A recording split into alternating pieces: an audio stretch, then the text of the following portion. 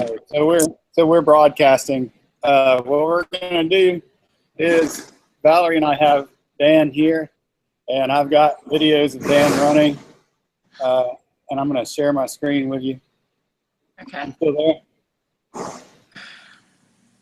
Say hi, Valerie. Hi. You can see my sweaty mess. I'm gonna share my screen and see if you can see it. Whoa! Whoa! Whoa! I can see like a lot. Too much share. There we go. All right, can you see? I can see. Wow. Yeah. Let me see. What if I just share this video? Can you see the video? Yeah, I can see. Cool. So this is actually a video that we took of Dan. Okay. When was it? Like It was July 10th, Sunday, July 10th. Okay. And so, can you see the frames? Yeah. Is there a way that you can write on the screen or not? I cannot write on the screen. Okay. We need to be able to get you to put Coach's eye up, and then we could write on the screen. Ah. That'll be our next thing. Okay, so go back to where he first touched the ground. Can you go back? Okay. So you got that good heel strike, which is awesome. Oh yeah. Okay, so go ahead and go to the next frame. Years to work on that heel Go strike. to the next frame. That's okay. Okay, so that's your first contact with the ground. So if you have a pen and paper next to you, write down 1. Yeah, we're gonna do that. Okay, so then go to the next frame. Okay, so that's 2. Write down, or just do a hashtag, whatever you want. But that's 2. And notice how you can see your heel hit first. Now you're still on the rear part of your foot. You haven't yet even landed all the way down on the ground. So go ahead and go to the next frame. There you go. Okay, so there's you landed. That's like now your body weight is on the ground. So it took 3 frames for your body, for your foot to get into that nice neutral position.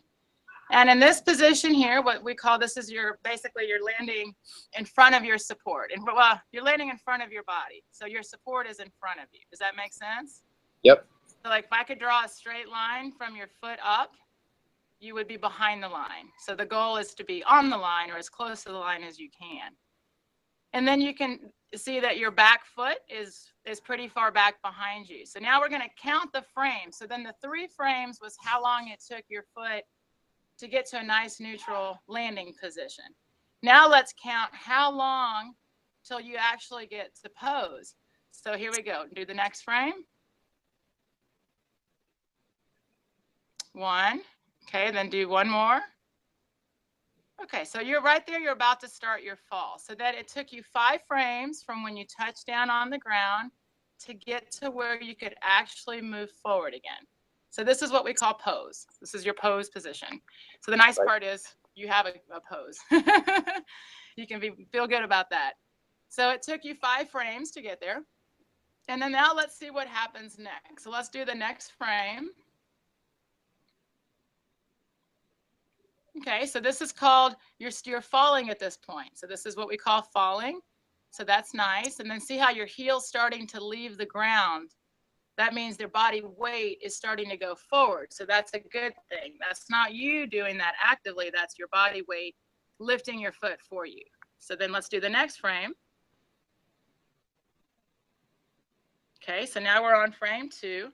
And here, see how your lifted foot has left the pose, right? It basically what it did is it left the other foot. Does that make sense?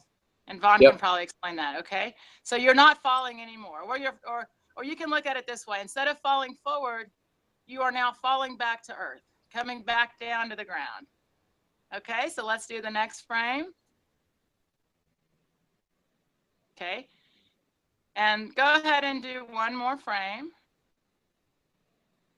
Okay, so you're about 4 frames so you can get that back foot off the ground. Now here's some really good news, okay? The good news is that you are pulling with a bent knee. So that makes us really, really happy because that's a much harder fix, in a word. Like it's going to be a lot easier to fix the heel strike than it is to fix a back foot pushing. So there's some good news for you. So now you've pulled the foot. Can you see it's off the ground or it's leaving the ground? There's no more weight in that back foot. So then you're going to do the same thing we just watched you do earlier, which basically what's happening in your run is instead of pulling with your foot, that one that's on the ground, is you're wanting to reach with the foot that's already in the air. And the beauty of learning the pose method is you don't have to do that because gravity is your friend in running and it will do that for you. And so once you've pulled your foot from the ground, you don't have to do any more work except for pulling the other foot. So I think of running as almost like playing hot potato. If you remember that game, it's like hot potato and you're switching it from one hand to the next as quick as you can. So when you run, it's the same idea. Once you've pulled that foot from the ground, you want to immediately start pulling the next one because gravity is bringing the other foot down. And it usually does that pretty quickly. And we don't want to help because the more you help, as you saw, when you're trying, all it does is it extends your leg forward. So that causes tension on your knee. And also hitting the ground basically 5 times like you are gives you more time, unfortunately, to absorb impact and keeps you on the ground longer. So our goal for you is for you to be like a 2-frame runner. That would be great. So we'd reduce your impact. You also, by the way, just so you know, is that every frame you lose, like going even from 4 frames to 3 frames, we can knock off like 2 minutes potentially off like a 10K run. So we can actually make you like 10 seconds, a mile faster just by getting you off the ground quicker. And then you'll feel it less. You know, there'll be less stress and things like that. And so what's nice is if we can, Vaughn will take you through, I'm sure, some drills. Well, hey, so this was a few days ago, right? Oh, you and already so have another one? yeah, so we just did one a second ago before we got on the call. So he's been practicing for the last few days, and so we'll see if we can show you. Yeah, let's see the other one. Okay. Can you see this one or no? I can see you. Okay. Hi. I think that's it. Yeah, this is it. Can you see that one? Yes, I can. Yeah, cool. All right. Look, I already see a difference. So, okay, here we go. So, by the way, wow, let me just say, you're using your hamstring now. It's really nice to see that. Okay, we ready? we're ready. Okay, so if you put it one more frame forward for me, okay, that's now your pose, which looks so much better already. Looks great. See how your foot is higher up off the ground? Oh yeah, Really... like I was saying to Vaughn that when I did this run for video, it was a very self-conscious run. Yes. You know, first you're unconsciously incompetent, right? Then you become consciously incompetent, and that's me. And then you want to become consciously competent. And then I want to get to being unconsciously competent, right? Where I don't have to think about it. I was very much thinking about every aspect of this. Yeah. And that's okay. You need to write that down for us. Let that be our tagline. We want to be unconsciously competent. That's really awesome. I like that a lot. It's exactly right, by the way. So when you first start to learn, you can't help it. You're a thinker, and all of us are. So you're thinking about your movement, and then I promise it will become just how you run, which is the goal. So this looks really nice, by the way. So this is now your pose. So in the next frame, we should see falling. Let's see the next frame. Good, beautiful. So that's you falling. Very nice. So now let's start counting. Go ahead to the next frame. So this is a 1, 2, and one more. And pretty much I'd give you a 2 on that. That last frame, you don't have any weight. So very nice on that. And obviously you've already lost the heel strike. So we're excited. So here we go. So now you're touching down. Has he touched down? One more. There you go. Look at that. Look how much closer you are to yourself. So this is a 1, and then another 2, 3 frames. That's really great. You went from 6 to 3. Isn't that nice? Well, I have to say that because it's not natural for me yet, it felt very unnatural. In fact, it felt so unnatural that I wasn't really sure I was doing it right. Well, then that's how you know you are, because if it felt natural, it would be the back to your old running. Right. This looks great. This looks really, really good. See, now you're back in pose, and then watch. Now you're going to follow the next frame. So next frame is, boom. Now you're falling. And then you held your fall, which is really nice. Like, that's called holding your fall. And then you're pulling again. This is great. And then you're going to let that foot come down. Because I'm assuming that now you're actually focusing on pulling, right? Yes. Your thought now is, I mean, I can tell. And by the way, this is very natural and normal. So just know, like, I am 16 years into coaching this, and it never gets old for me. But B, we all I watch the same exact thing happen over and over. So everything you're doing is very much what everybody does. And what the good news for you is to know that as you keep working on this and on your cadence, you don't need to pull even that high, but it looks great. And your hamstring is probably very excited. I don't know if you're feeling your hamstrings or not, but oh yeah, they're working really well.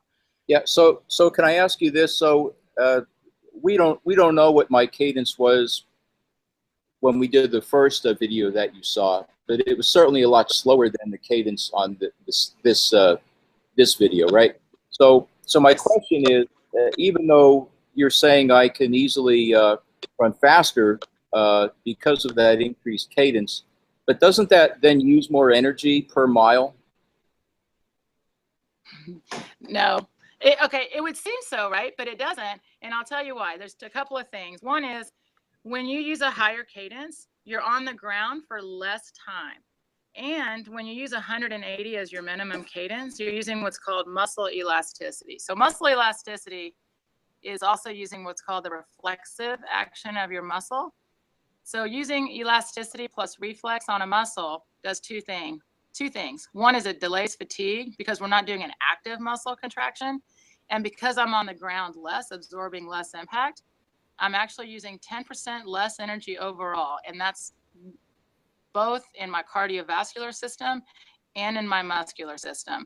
I'm also, when I'm running 180, I'm pulling 2% of my body weight versus landing with 3 times my body weight. So the overall work done by the body is so much less. Does that make sense? Initially, yeah. Though, so initially your heart rate's going to be a little bit higher because now you're transitioning from running with your musculoskeletal system, meaning before you were running by reaching and extending and having to push and having to use your hip flexors and all these other muscles were having to work to move your body forward. So you actually weren't really using the cardiovascular system efficiently. Now you're switching to that. So in the beginning, a lot of people tell me they feel a rise in their heart rate. And that's totally normal because now you are actually stressing the cardiovascular system, which is the goal in running. Then once your body gets comfortable with that, which is usually 3 to 6 weeks, you will actually be running faster with a 10% more efficient economy in a sense. So you can run a faster pace working less. That's what's so great. And you're also reducing stress on the knee by 53%. So all of that working less equals moving forward faster because all you were doing while you were sitting on the ground was just and having to use active muscle contractions. So your old running, it's like if I put a 15-pound weight on your ankle and asked you to go running. That's what you were doing. And the stress of that isn't a benefit. It's actually a stress. I was like degenerating your joints and making the muscles work and things like that versus actually just having the heart get stressed like it actually needs to be. So, but yes, initially your heart rate will go up. Okay, so a couple things. So one, it's almost like using the bounce reflex on in the back squat. You know, when you bounce out a hole, you're taking advantage of the muscle elasticity versus doing a 1 second pause squat where it's like you have to get started all over again from the bottom position, right? Yes. So I guess it's similar to that. Now Valerie, the other thing is, you know, I'm different than probably most of your clients. I'm not like a guy who's I don't call myself a runner, right? I've been a casual runner for decades, but I am not currently a runner. So so I'm a beginner, really. I'm a 62-year-old beginner in a sense. does that influence how I should think about this or get into this or transition to it or whatever? Yes, but just so you know, you're not that atypical for me. Just so you know, I work with a lot. I have a 90-year-old. And I started with him when he was 85. So the main difference is, you have the same muscle elasticity I have.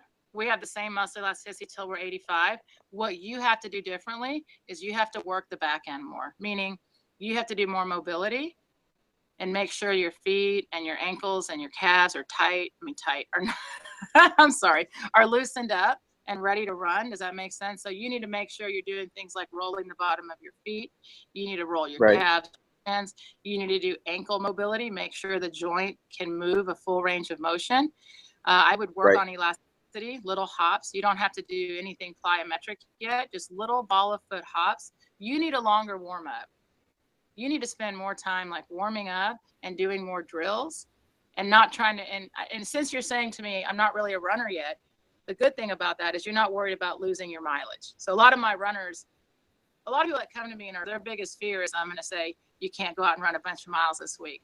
If you're willing to put in the time of doing skill practice and warm up, then you will be just like every other runner because you don't have any limitations in that end. So you need to spend you need to be doing the same thing everyone else is doing. I would just pay more attention to warming up and also recovering. Do you run with Vaughn or do you run at the gym or? No, at the gym, I just run my mouth. Honestly,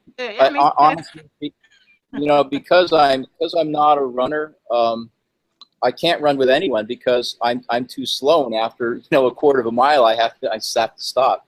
Yeah, well, that's okay. Vaughn, have you been teaching them mobility and warm-ups and things like that? Yeah, we talked a little bit about that for sure.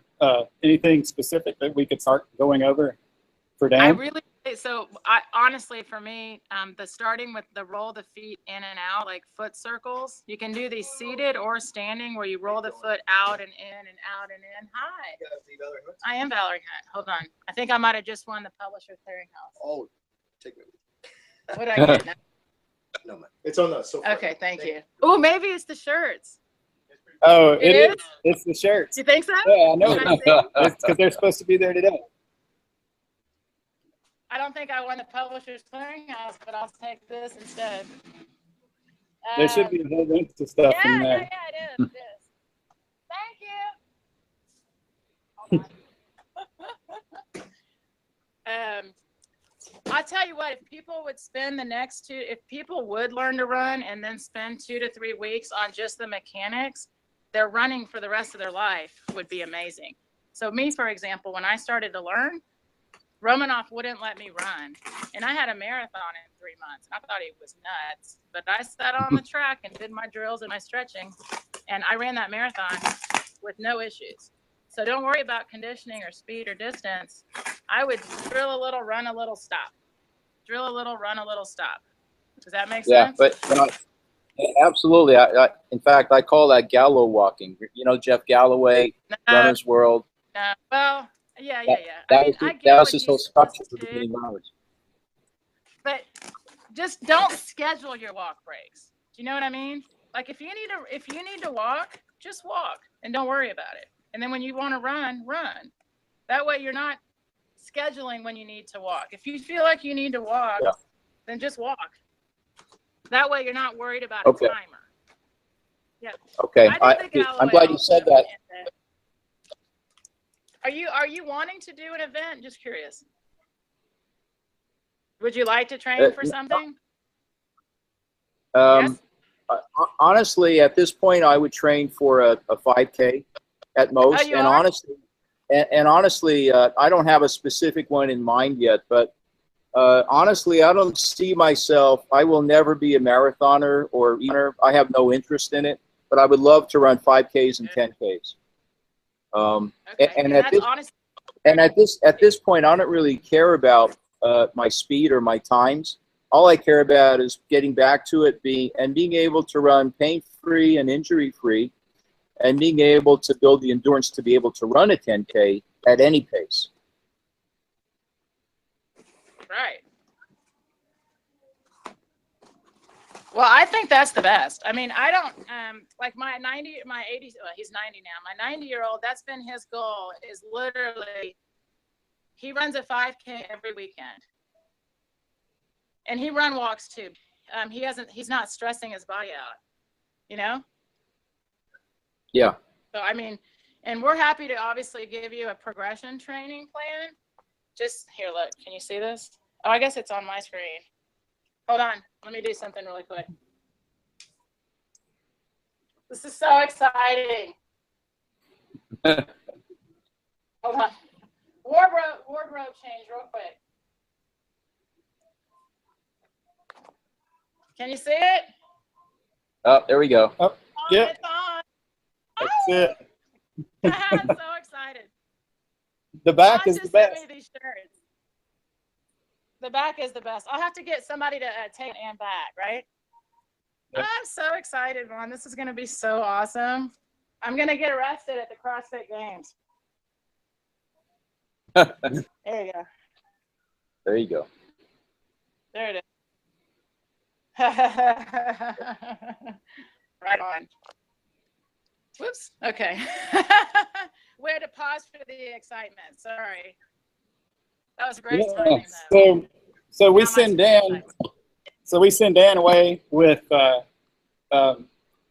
foot strength and mobility drills to work on, right? So, Yeah, and I have them from the Romanov book as well, right? and a progression maybe. You have the running revolution. Yeah, can I send you a progression to follow? Would you like a progression? Definitely send you a Oh, progression. absolutely. Sure, sure. Okay. And then Vaughn can give you my contact so that at any point, if you have a question, you can just reach right out to me. I mean, you can ask him, obviously, but I would love to help you as you're going along this journey. Cool. If you have any That'd questions or anything, I mean.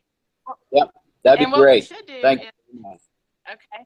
So if we send you the progression, and then like we should do this again, like in 2 or 3 weeks, after you've done like 2 or 3 weeks of progression, and really get, if you would kind of write down how your like things you're feeling are happening as they go, because this would help somebody else that's also kind of newer, older, coming into running, because that's a huge target for us.